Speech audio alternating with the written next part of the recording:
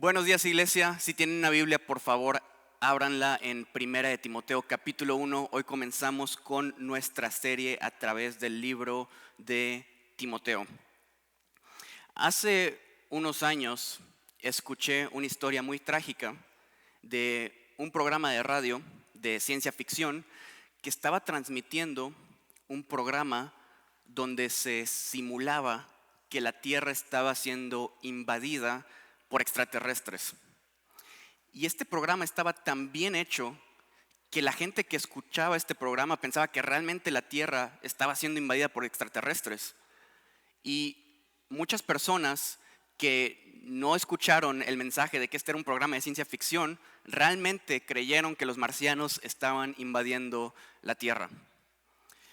El resultado de esto fue muy trágico. Muchas personas entraron en un estado de shock, ataques de pánico e incluso, muy tristemente, muchas personas decidieron quitarse la vida porque pensaban que la Tierra estaba siendo invadida por extraterrestres.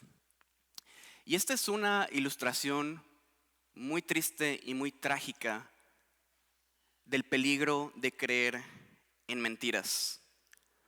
Las mentiras son muy peligrosas. Y lo que nosotros creemos directamente afecta lo que nosotros hacemos y cómo actuamos. Y las mentiras nunca han traído nada bueno. Las mentiras siempre traen un gran peligro. La Biblia nos dice que Satanás, el diablo, él es el padre de toda mentira y que no hay verdad en él. Por lo que no nos sorprende que las mentiras siempre traigan dolor y opresión a nuestra vida, porque sabemos que Satanás lo único que quiere es matar, hurtar y destruir. En contraste, nuestro Señor Jesús nos dijo que conocer la verdad nos haría libres. Y es porque cuando nosotros conocemos la verdad, nosotros podemos vivir conforme al propósito de Dios y experimentar la vida que Dios quiere para nosotros. Y es ahí donde encontramos paz, esperanza, gozo. Es cuando vivimos en la verdad que podemos experimentar vida y vida en abundancia. Conocer la verdad y rechazar las mentiras es una parte esencial de nuestra vida de fe, porque lo que nosotros creemos directamente afecta cómo nos relacionamos con Dios y cómo nos relacionamos con nuestro prójimo. Lo que nosotros creemos afecta a quiénes somos. Y es por eso que hemos titulado a esta serie de sermones, si lo podemos poner en pantalla, cómo la doctrina, ¿no la tenemos? La pasamos después, al final del sermón. Esta serie de sermones la hemos titulado cómo la doctrina afecta tu vida. Porque lo que nosotros hacemos afecta directamente, lo que nosotros queremos afecta directamente lo que hacemos. Y como veremos en estos versos, hay un gran peligro en creer en las mentiras y no creer en la verdad. Los dos peligros principales que vamos a ver en estos versos es primero el legalismo y segundo el liberalismo. Por legalismo me refiero al acto de intentar agregar obras adicionales a la obra terminada de Cristo para intentar agradar a Dios. Eso es legalismo. Agregar obras a la obra terminada de Cristo. Y por liberalismo me refiero a rechazar por completo la ley de Dios y abusar de la gracia que se nos da en el Evangelio de Cristo. Estas son las dos grandes doctrinas falsas que se estaban promoviendo en la iglesia de Éfeso y los dos grandes peligros que vemos en estos primeros versos. Y en estos versos vamos a ver a Pablo animando a Timoteo a permanecer en la verdad y a rechazar las mentiras y confrontar las mentiras de estos falsos maestros de la iglesia de Éfeso. Y para tener un poco de contexto, Pablo en esta carta va a utilizar el término sana doctrina para referirse a la verdad. Cada vez que Pablo dice sana doctrina, se está refiriendo a esa doctrina que va conforme a la verdad revelada en las Escrituras. La sana doctrina es lo que nos aleja de las mentiras. Y con esto en mente, la idea principal que vamos a estar explorando el día de hoy, si la quieren apuntar, es que la sana doctrina nos aparta del legalismo y del liberalismo para llevarnos a un amor genuino por Dios. A través de estos primeros versos vamos a estar respondiendo 3 preguntas principales. La primera es, ¿cómo reconocemos una falsa doctrina? La segunda pregunta es, ¿cuál es el propósito de la sana doctrina? Y la tercera pregunta es, ¿cuál es el propósito de la ley? Y si estás tomando notas, el título de este mensaje es Legalismo, Liberalismo y la sana doctrina. Estos van a ser nuestros temas principales el día de hoy. Pero antes de comenzar, quiero que leamos este texto juntos y luego que pidamos al Señor que dirija este estudio. Dice así, 1 Timoteo capítulo 1, versículos del 1 al 11. Pablo, apóstol de Cristo Jesús, por mandato de Dios nuestro Salvador y de Cristo Jesús nuestra esperanza. A Timoteo, verdadero hijo en la fe. Gracia, misericordia y paz de parte de Dios Padre y de Cristo Jesús nuestro Señor. Como te rogué al partir para Macedonia, que te quedaras en Éfeso para que instruyeras a algunos que no enseñen doctrinas extrañas, ni que presten atención a mitos y genealogías interminables, lo que da lugar a discusiones inútiles en vez de avanzar el plan de Dios, que es por la fe. Así te encargo ahora. Pero el propósito de nuestra instrucción es el amor nacido de un corazón puro, de una buena conciencia y de una fe sincera. Pues algunos, desviándose de estas cosas, se han apartado hacia vana palabrería y queriendo ser maestros de la ley, aunque no entienden lo que dicen ni las cosas acerca de las cuales hacen declaraciones categóricas. Pero nosotros sabemos que la ley es buena si uno la usa legítimamente, reconociendo esto, que la ley no ha sido instituida para el justo, sino para transgresores y rebeldes, para los impíos y pecadores, para los irreverentes y profanos, para los parricidas y matricidas, para los homicidas, para los inmorales, homosexuales, secuestradores, mentirosos, los que juran en falso y cualquier otra cosa que es contraria a la sana doctrina, según el glorioso evangelio de Dios bendito que se me ha encomendado. Esta es la palabra del Señor, mis hermanos, recibámosla como tal esta mañana. Padre amado, no es por fuerza ni por ejército, sino por tu espíritu, declara el Señor de los ejércitos. Señor, no hay palabras de hombres ni doctrinas de hombres que puedan convencernos de la verdad. Solamente tu Espíritu Santo puede hacer esto en nosotros. Así que te pido que hoy, Señor, alejes toda mentira de mi boca y me permitas proclamar solamente la verdad de tu evangelio, a Cristo y a este crucificado, Señor. A Él sea toda gloria y honra en esta iglesia por los siglos de los siglos. Amén. Amén. Versículos 1 y 2. En los primeros 2 versículos vemos la introducción a la carta a Timoteo. Y en esta carta vemos que Pablo, el apóstol Pablo, está escribiendo a su hijo amado Timoteo. Y la relación de Pablo y Timoteo es una relación súper especial que nos cuenta el libro de los Hechos, capítulo 16, que comienza cuando Pablo visita la ciudad de Listra.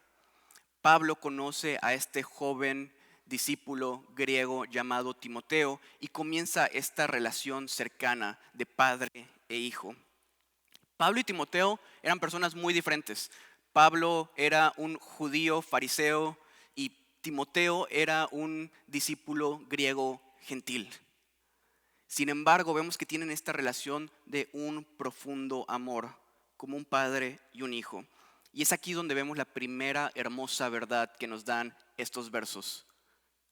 Este es el fruto del Evangelio de Jesucristo. El Evangelio tiene el poder de unir en amor a aquellos que no tienen nada en común, aquellos que de otra manera jamás hubiesen sido unidos.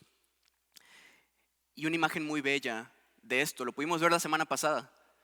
Si recuerdan, la semana pasada les preguntamos a todos ustedes de qué naciones nos visitaban. Y algunos de ustedes dijeron de México, Sudán del Sur, de la India, de Venezuela, de Cuba, de Council Bluffs. Y vimos gente de toda tribu, lengua y nación congregadas aquí en esta iglesia, adorando al mismo Señor Jesucristo. ¿Cómo es posible que domingo tras domingo gente tan diferente se una en un solo lugar a adorar al mismo Dios? Esto, mis hermanos y hermanas, es el fruto del Evangelio. El Evangelio produce en nosotros un amor sobrenatural que nos une a otras personas que pueden ser completamente diferentes a nosotras. Este es el resultado del Evangelio en nosotros. Y este mismo Evangelio es el que estaba siendo atacado en Éfeso. Esto es lo que estaba en peligro en la iglesia de Éfeso. Y es por eso que Pablo tan celosamente le dice a Timoteo que tenía que detener estas mentiras, porque el Evangelio estaba en juego. Vean lo que le dice Pablo a Timoteo en el verso 3. Dice, como te rogué al partir a Macedonia que te quedases en Éfeso para que instruyeras a algunos que no enseñaran doctrinas extrañas. Pablo le tiene que rogar a Timoteo que se quede en Éfeso, muy probablemente porque Timoteo está a punto de salir corriendo de esta iglesia. Timoteo está desanimado y quiere tirar la toalla. Y esto no nos sorprende porque, como leemos en esta carta, habían doctrinas extrañas y falsas que se estaban levantando en la iglesia de Éfeso. Otra traducción que Pablo utiliza para doctrinas extrañas es doctrina diferente. Y en otras palabras, lo que Pablo está diciendo aquí es que gente mentirosa se estaba levantando en Éfeso atacando la verdad del Evangelio revelada en la palabra de Dios. Y esto me lleva a la primera pregunta que vamos a estar respondiendo el día de hoy. ¿Cómo reconocemos una doctrina falsa? ¿Cómo sabemos si una doctrina es falsa? ¿Cómo reconocemos una mentira? Las doctrinas falsas siempre son extrañas, siempre son diferentes a la verdad revelada en la palabra de Dios. La manera en la que reconocemos una doctrina falsa es cuando comparamos esa doctrina con el resto de las doctrinas reveladas en la palabra de Dios. Déjame darte un ejemplo. Se cuenta que las personas que trabajan reconociendo billetes falsos, parte de su entrenamiento es jamás ver un billete falso. Ellos no ven billetes falsos. Lo que hacen es día y noche estudiar un billete genuino y familiarizarse tanto con cada parte del billete, con las texturas, con los símbolos, de manera que cuando ellos tocan un billete falso, enseguida pueden saber que ese no es un billete verdadero. Están tan familiarizados con la verdad que pueden detectar la mentira en un segundo. Y eso es precisamente lo que Dios quiere en nosotros como sus discípulos, como sus seguidores. Dios quiere que estemos tan familiarizados con su palabra, con la verdad, tan en sintonía con su palabra, que podamos detectar una doctrina falsa apenas la escuchemos, porque sabemos lo que la Biblia dice, lo que la Biblia enseña. Y esto es lo que Pablo le escribe a Timoteo en la segunda carta, 2 de Timoteo, si lo podemos proyectar, 2:15.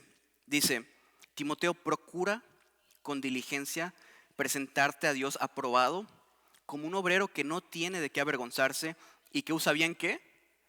La palabra de la verdad. La palabra de verdad. Es en la palabra donde encontramos la verdad. Y esta no es una instrucción solamente para Timoteo. Esta es una instrucción para todos nosotros. La manera en que nosotros como cristianos podemos discernir si una doctrina es falsa es cuando nosotros nos presentamos aprobados como un buen obrero que conoce la palabra de la verdad y puede reconocer la mentira. Y es por eso que es tan importante, y es por eso que estamos aquí hoy, es tan importante estudiar la palabra de Dios y conocer la palabra de Dios en su contexto. Porque la verdad, mis hermanos y hermanas, no la encontramos en la opinión de un pastor, no la encontramos en la opinión de un líder carismático. La verdad, mis hermanos, y aunque mi familia de México se ofenda porque todos son católicos, pero la verdad no se le ha entregado Dios al Papa, ni tampoco se le ha entregado Dios a ningún hombre. La verdad y la última autoridad para la iglesia de Cristo la encontramos en las sagradas escrituras. Cuando el Señor Jesús oraba por su iglesia, Él pedía esto, Juan 17:17. Él decía, Señor, santifícalos en tu verdad, tu palabra es la verdad. La verdad entregada a la iglesia de Cristo no es una opinión de hombre, ni es una verdad subjetiva que está en constante cambio. La verdad entregada a la iglesia es una roca eterna, inmovible, que nunca cambia, que es la palabra de Dios. Ahí tenemos un ancla firme.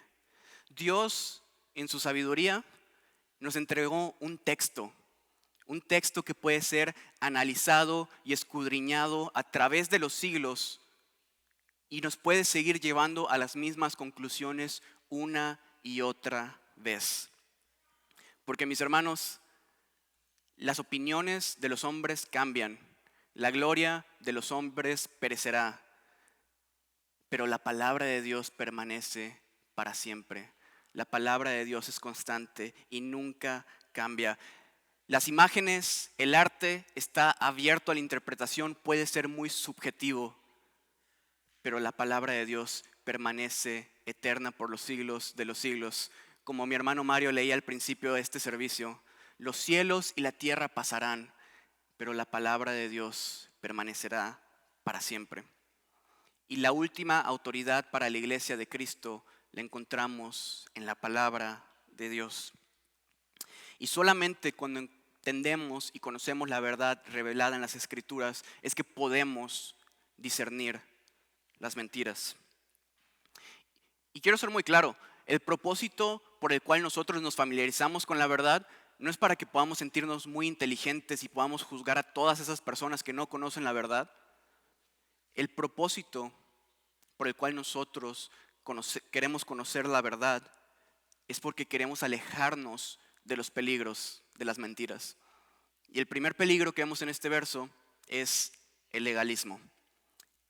Vean lo que dice el verso 4 y 5, dice así: para que mandases a algunos que no enseñen diferente doctrina, ni presten atención a fábulas y genealogías interminables que acarrean disputas más bien que edificación de Dios que es por fe. Así te encargo ahora. Pablo le dice a Timoteo que estos falsos maestros de Éfeso estaban enseñando genealogías y mitos interminables. No tenemos un registro exacto de qué era lo que se enseñaba en la iglesia de Éfeso, pero lo que sí podemos saber por el contexto en el cual se escribe esta carta y el contexto de todo el Nuevo Testamento es que estos mitos y genealogías hacen referencia a un tipo de religiosidad que buscaba agregar algo adicional al Evangelio. Una religiosidad que buscaba agregar un conocimiento adicional u obras adicionales a la obra terminada de Cristo. Los comentaristas bíblicos creen que estos mitos y genealogías hablan de mitos y genealogías que surgían como un método para que las personas en la iglesia de Éfeso se acercaran más a Dios. Los falsos maestros en la iglesia de Éfeso decían: el evangelio está muy bonito, pero si tú realmente te quieres acercar a Dios, lo que tú tienes que hacer es circuncidarte. O lo que tú tienes que hacer es dejar de comer ciertas comidas. O comenzar a observar ciertos días festivos. O tienes que pertenecer a cierto linaje familiar. O tienes que permanecer en celibato el resto de tu vida. O tienes que adquirir este conocimiento adicional. Mitos y genealogías. Mentiras y no el evangelio puro. Y cuando leemos el Nuevo Testamento y la historia de la iglesia, vemos que esta es una de las batallas principales de los cristianos en el primer siglo. La gente simplemente no podía aceptar el hecho de que Dios haya decidido solamente por gracia a través de la fe separados de nuestras obras. Y seguían intentando agregar obras a la obra terminada de Cristo. Y mis hermanos, esta es una batalla con la cual seguimos en nuestros días. Porque el ser humano por naturaleza es religioso. Y nosotros constantemente buscamos agregar obras a la obra terminada de Cristo y buscamos ser nuestro propio Salvador. Y esta es una de las maneras más sutiles en las cuales nosotros mostramos nuestra rebelión a Dios.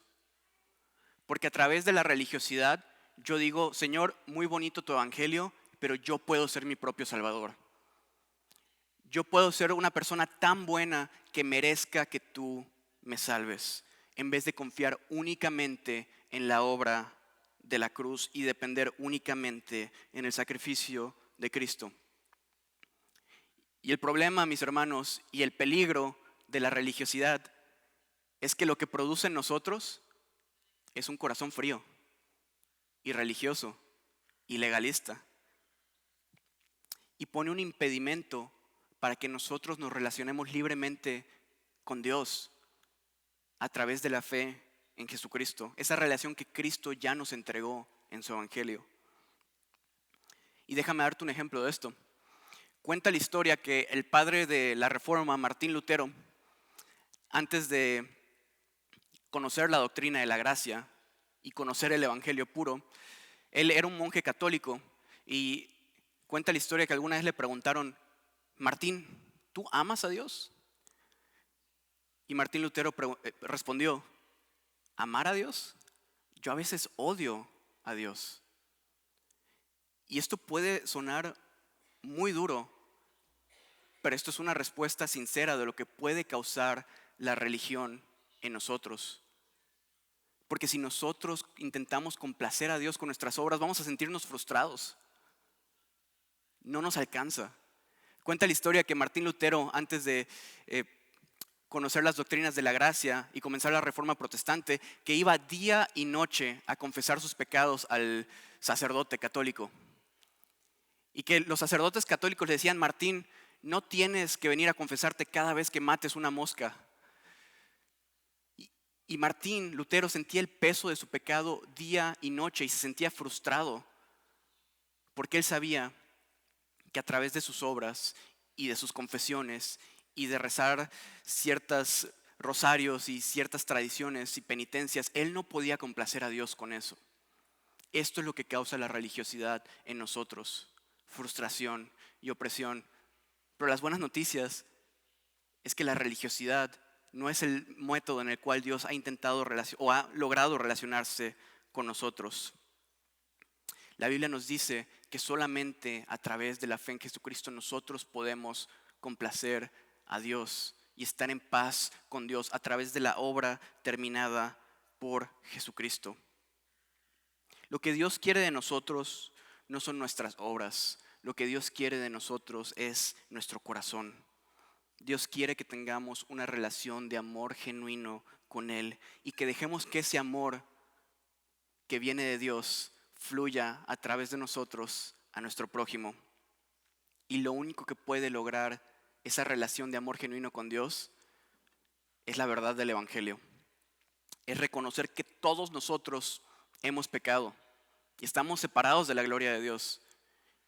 Y que nadie de nosotros puede justificarse delante de un Dios santo, no nos alcanza. Incluso nuestras mejores obras son como un trapo de inmundicia delante de un Dios santo. Es solamente reconocer que necesitamos la cruz de Cristo para ser justificados delante de Dios y reconocer la verdad del evangelio, lo que nos puede traer una relación con Dios y librarnos de la religiosidad. Y lo que trae el evangelio, mis hermanos, es gozo y es paz. El evangelio nos trae gozo y paz.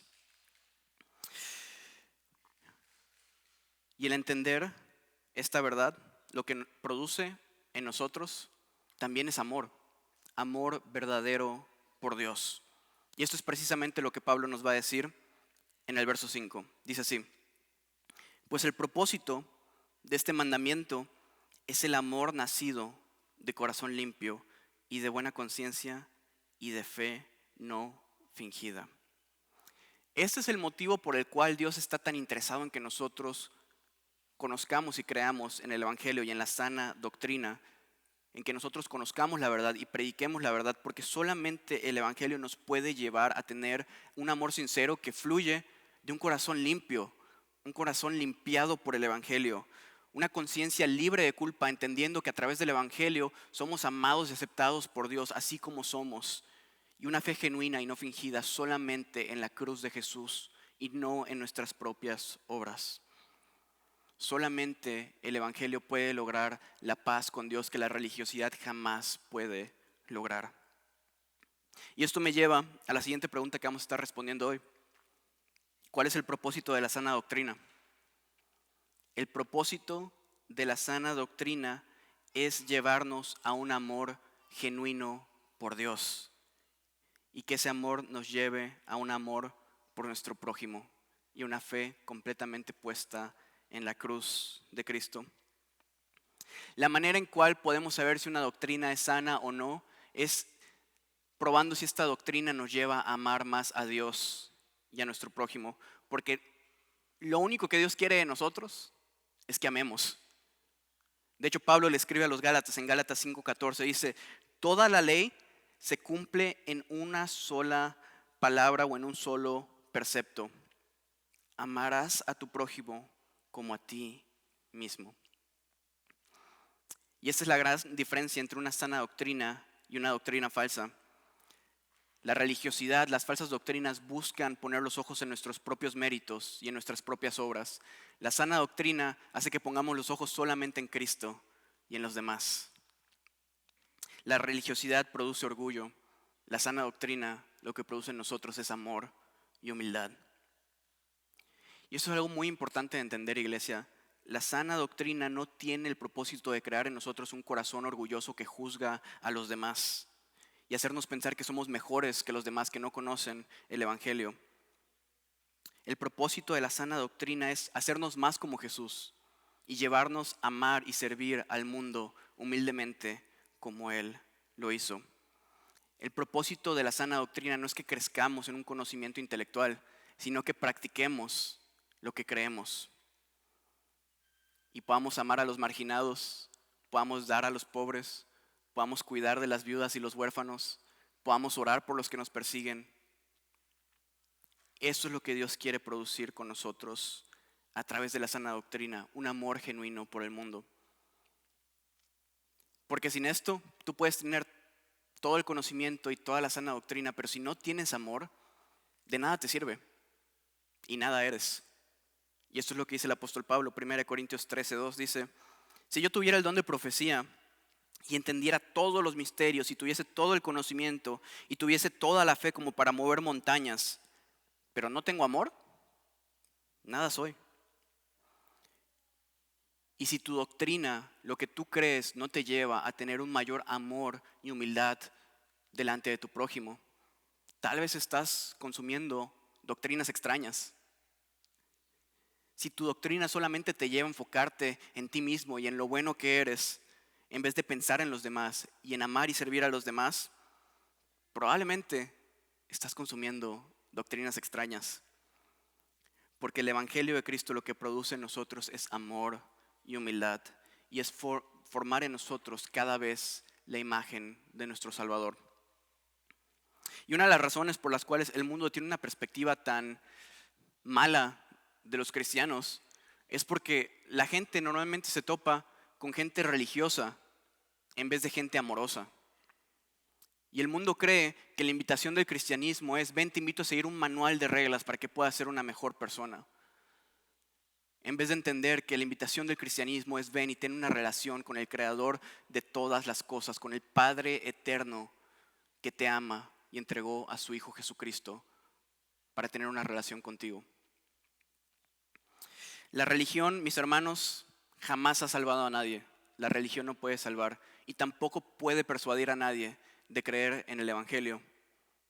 Pero el amor, mis hermanos y hermanas, el amor cubre multitud de pecados. Y cuando el mundo puede ver una iglesia que ama de manera radical al mundo, entonces puede ver nuestras buenas obras y decir: Dios es real. Cuando el mundo puede ver una iglesia que ama y sirve a su prójimo, el mundo puede decir: Cristo vive, y Cristo vive a través de su iglesia. Y este es el propósito de la sana doctrina: llevarnos a amar más como Cristo. Y es aquí donde entramos a la parte incómoda del sermón. Y también con esto vamos a estar terminando. Porque a veces pensamos en amar como Cristo y pensamos que amar significa jamás incomodar a nadie. Pero Cristo amó de una manera muy incómoda. Cristo jamás entregó al liberalismo, jamás rechazó la ley de Dios, sino que Cristo siempre llamó a las personas a obedecer la ley de Dios y los llamó a arrepentimiento y a fe en su evangelio. Y el problema que tenemos como sociedad es que nosotros pensamos que amar significa jamás incomodar a nadie. Pero lo que nos dice la palabra de Dios, lo que encontramos en la verdad, es que el verdadero amor, nos dice 1 Corintios 13:6, no se goza en la injusticia, no se goza en las mentiras, no se goza en el pecado, sino que se goza en la verdad. Y amar es decir la verdad a tu prójimo, incluso cuando la verdad sea muy incómoda. Así que listos para la parte incómoda de este sermón, versículos 8 y 10, dicen así. Pero nosotros sabemos que la ley es buena si uno la usa legítimamente, reconociendo esto, que la ley no ha sido instituida para el justo, sino para los transgresores y rebeldes, y para los impíos, pecadores, para los irreverentes y profanos, para los parricidas, matricidas, para los homicidas, para los inmorales, homosexuales, secuestradores, mentirosos, los que juran en falso, y para cualquier otra cosa que es contraria a la verdad, a la sana doctrina. Y en mi análisis personal, lo que he experimentado en este país es que tenemos una tendencia mucho más hacia el liberalismo que hacia el legalismo. Liberalismo es decirle a las personas que pueden seguir viviendo una vida de pecado intencional y de una rebelión abierta a Dios y ser cristianos. Liberalismo es decir que una persona puede vivir en borracheras, en inmoralidades sexuales, en mentiras, en adulterios, y no necesita arrepentirse para recibir el evangelio. Liberalismo es creer la mentira de decir que la Biblia no llama pecado a lo que la Biblia claramente llama pecado. Y hay un gran peligro en el liberalismo. Mis hermanos, si vivimos una vida de liberalismo, esto es una señal de que no hemos recibido el evangelio.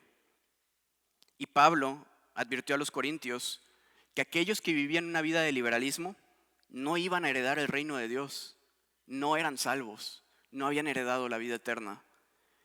Y si tú hoy estás viviendo una vida de abierta rebelión a Dios y de abierto pecado contra tu Creador, déjame leerte las palabras de Pablo con todo el amor de mi corazón. Y esto puede dolerte, puede ser incómodo, y te prometo que te lo digo con el amor de Cristo. 1 Corintios 6, versículos 9 y 10. Esta es la advertencia de Pablo a los corintios. Dice: ¿no saben que los injustos no heredarán el reino de Dios? No se engañen, ni los inmorales, ni los idólatras, ni los adúlteros, ni los afeminados, ni los homosexuales, ni los ladrones, ni los avaros, ni los borrachos, ni los difamadores, ni los estafadores heredarán el reino de Dios. Quiero ser claro con esto porque es un tema muy controversial en nuestros tiempos, pero me parece que la Biblia es completamente clara en este texto. Pablo dice aquí que la homosexualidad es un pecado, y Pablo escribe exactamente lo mismo a Timoteo en 1 de Timoteo. Este no es una doctrina aislada. Y yo sé, mis hermanos, que esto es altamente controversial en nuestros tiempos. Mucha gente ha dejado de congregarse en esta iglesia cuando hemos hablado de este tema, pero no puedo ignorar lo que la Biblia tan claramente presenta. Si tú vives un estilo de vida homosexual, este es un pecado que puede condenarte eternamente, a menos que te arrepientas y creas en el evangelio de Cristo. Pero quiero ser justo. La homosexualidad no es el único pecado que se menciona en este verso. Aquí también se nos dice que el adulterio es un pecado. Y hombres y mujeres, si has visto a un hombre o una mujer para desearlo en tu corazón, ya has cometido adulterio con esa persona. Y en estos tiempos en la iglesia vivimos una crisis de pornografía que no hemos visto jamás antes. Y si tú estás metido en pornografía, también necesitas recibir el evangelio, también estás en grande peligro. Es lo que la Biblia llama adulterio. Tanto el homosexual como el adúltero, ambos necesitan el mismo evangelio. Aquí también se nos dice que los avaros no heredarán el reino de Dios. Y domingo tras domingo en la iglesia de Cristo tenemos gente que viene arreglada, peinada y sonriente a adorar a Jesús, pero su verdadero Dios es el dinero. Y lo único que les interesa día tras día es tener más dinero y acumular más riquezas para ellos mismos y jamás piensan en dar al prójimo. El avaro también está en un gran peligro. Y el avaro está en la misma lista que el adúltero, que el homosexual, que el borracho, que el profano. Y este también es un problema muy serio. Pero mis hermanos, hay buenas noticias.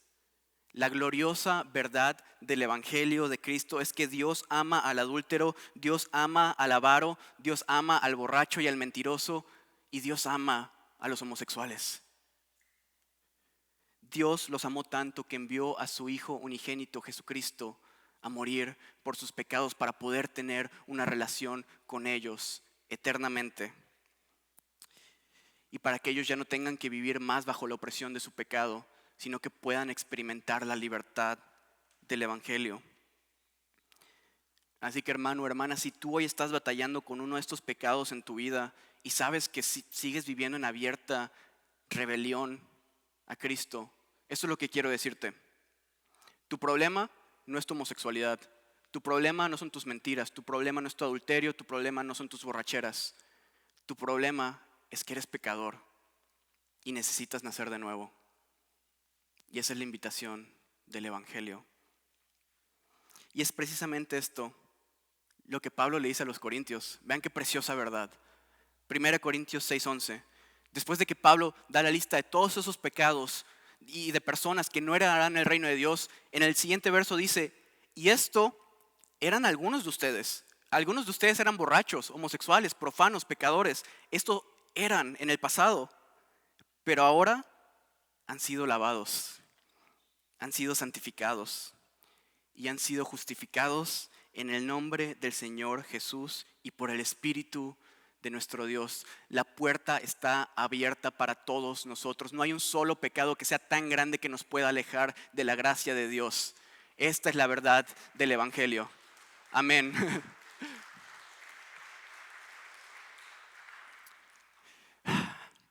Un aplauso para Cristo, ¿no?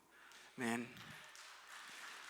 Porque cuando pensamos en todo lo que Él ha hecho por nosotros, ¿qué más podemos hacer, mis hermanos, que poner nuestros ojos en Él y adorarle? Porque Él hizo por nosotros lo que nosotros no podíamos hacer por nosotros mismos. Pero con esto en mente, a la luz del glorioso Evangelio, entonces podemos entender, última pregunta, ¿cuál es el propósito de la ley? A través de toda la Biblia podemos ver muy claramente que el propósito de la ley no es justificarnos. Si intentamos justificarnos por la ley, ya lo hemos dicho, vamos a estar frustrados y enojados, no podemos. Pablo dice, Romanos 3:20, por las obras de la ley ningún ser humano será justificado delante de Dios. El propósito de la ley no es justificarnos, sino condenarnos y llevarnos a los pies de Cristo. El propósito de la ley es recordarnos nuestros pecados para que nosotros podamos ver la necesidad que tenemos del Evangelio de Cristo. Y esto es lo que Pablo le dice a Timoteo. Pablo le dice a Timoteo en el versículo 8, sabemos que la ley es buena si se usa legítimamente. El uso legítimo de la ley es llevarnos a la cruz de Cristo una y otra vez. Y cuando la ley es utilizada de manera legítima, la ley es medicina para el alma. Porque una y otra vez me lleva a los pies de mi Salvador, a adorarle, porque Él hizo lo que yo nunca había podido hacer por mí mismo. Jesús tomó en la cruz todo el peso de mis pecados y fue castigado en mi lugar para que yo jamás tuviese que pagar el precio de mi rebelión. Y cuando entiendo el amor y el perdón de Cristo, naturalmente lo que quiero hacer en mi vida es adorarle y vivir una vida que se asemeje más a la vida de Cristo. Una vida de amor y obediencia genuina a Dios, no para ganarme el cielo, no para complacer a Dios, sino simplemente para mostrar el amor que tengo por este Dios glorioso e increíble. Y entiendo que aquel que me amó y entregó su vida por mí, sabe exactamente lo que es mejor para mí. Y a través de la obediencia a su palabra, lo que yo puedo mostrar es que le amo. Juan 14:15, si lo podemos poner en pantalla, último verso de este estudio. Lo podemos memorizar, sería un buen verso de memoria. Jesús dijo: si ustedes me aman, obedezcan mis mandamientos. Aquel que ama a Jesús no puede caer en el liberalismo, porque constantemente busca mostrar su amor por Dios a través de la obediencia a los mandamientos. Y cuando cae, se levanta a través del poder del Evangelio, una y otra vez. El mismo Evangelio que nos salvó, iglesia, es el mismo Evangelio que nos santifica. Solamente la cruz de Cristo tiene el poder de librarnos del legalismo y del liberalismo. Así que unas últimas palabras. Si hoy estás aquí y reconoces que eres una persona religiosa, que crees que puedes salvarte por tus propias obras o que buscas justificarte delante de Dios por tus buenas obras, mira la cruz de Cristo y recuerda que no hay nada más que tengamos que agregar a la gloriosa cruz.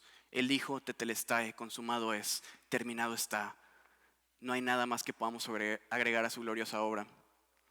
Y si eres una persona que vive en liberalismo, en abierto pecado a Dios, la invitación es la misma. Mira la cruz y mira a tu Salvador crucificado por tus pecados. Porque, mis hermanos, no hay palabras de hombre ni elocuencia de hombre que nos pueda convencer de esta verdad, sino solamente Cristo y este crucificado. Así que con esto terminamos y nos preparamos para tomar la cena del Señor y celebrar el gran sacrificio que Él dio por nosotros. Oremos.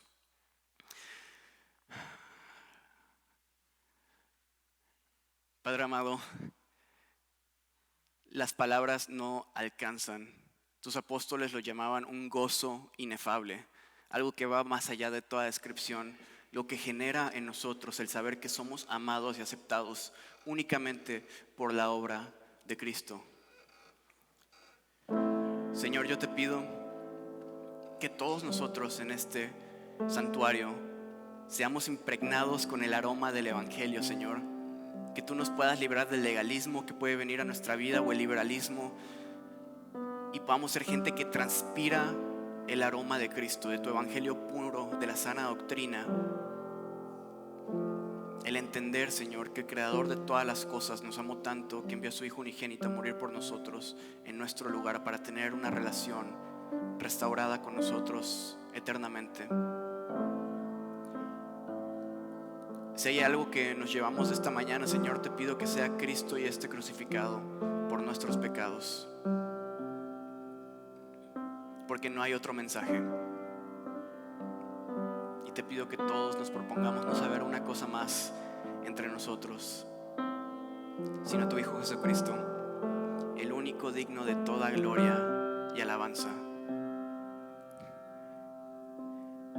aquel que es fiel para mantenernos limpios delante de ti y presentarnos en tu presencia libre de culpa, nuestro glorioso abogado que tenemos con el Padre. A Él sea toda la gloria y honra en tu iglesia y en las naciones, siglos de los siglos. Amén. Amén. Mientras nos preparamos para tomar la cena del Señor, como hacemos todos los domingos, quiero que tomemos un tiempo para preparar nuestro corazón, que meditemos en el sacrificio de Cristo y que meditemos en esas cosas que el Señor nos ha hablado hoy. Tal vez hay cosas que te incomodaron muchísimo del sermón de hoy. Ponlas delante del Señor. Pídele que Él te muestre la verdad. Tal vez hay cosas que te animaron muchísimo de hoy. Agradécele al Señor.